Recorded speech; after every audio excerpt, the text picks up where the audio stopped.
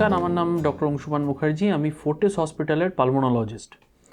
আপনাদেরকে যদি কিছু প্রশ্ন করি, ধরুন আমি যদি জিজ্ঞেস করি আপনি কি রাতে নাক ডাকেন, বা যদি জিজ্ঞেস করি যে সকালে উঠে কি খুব ঝিমুনি ভাব থাকে, বা কোনো কাজে এনার্জি পাচ্ছেন না, খিটখিটে হয়ে যাচ্ছেন, আগের থেকে সোশ্যালি যতটা ইন্টারাক্ট করতেন সেটা করতে পারছেন না, পায়ে ব্যথা করে, পা কামড়ায়, গাড়ি চালাতে চালাতে ঘুমিয়ে পড়েন, এরকম যদি কোনো সিমটম হয়, বা আপনার বেড পার্টনার বলছে যে আপনার নাক ডাকাটা স্বাভাবিক না, আপনি হঠাৎ হঠাৎ থেমে যান এবং হঠাৎ হঠাৎ আবার চমকে চমকে নাক ডেকে ওঠেন, এরকম ধরনের যদি কোনো সিমটম হয়, তাহলে প্রথম আপনাকে যেটা করতে হবে, একজন পালমোনোলজিস্টের পরামর্শ নিতে হবে।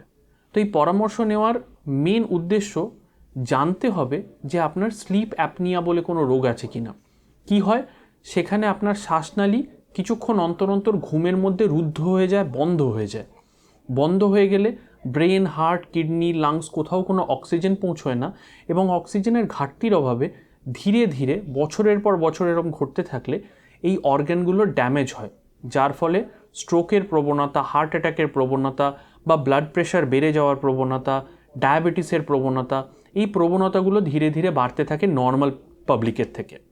তাহলে এর উপায় কি? প্রথম উপায় হচ্ছে ডিটেক্ট করা যে কতটা অ্যামাউন্ট অফ স্লিপ অ্যাপনিয়া আছে, তার একটা গ্রেডেশন করা। স্লিপ অ্যাপনিয়া ডিটেক্ট করার জন্য আমরা একটা স্লিপ স্টাডি করাই, সেটা হসপিটাল বেসড হতে পারে, সেটা হোম বেসড হতে পারে।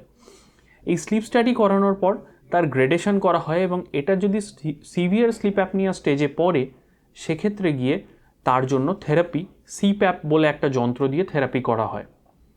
বেসিক্যালি এই সিপ্যাপের উদ্দেশ্য হচ্ছে শ্বাসনালীকে খোলা রাখা ঘুমের মধ্যে, এবং তার ফলে ধীরে ধীরে এই অর্গ্যানগুলোতে অক্সিজেন যেতে শুরু করলে আবার আপনি আপনার নর্মাল জীবনে ফিরে আসবেন। এই হচ্ছে মুখ্য উদ্দেশ্য।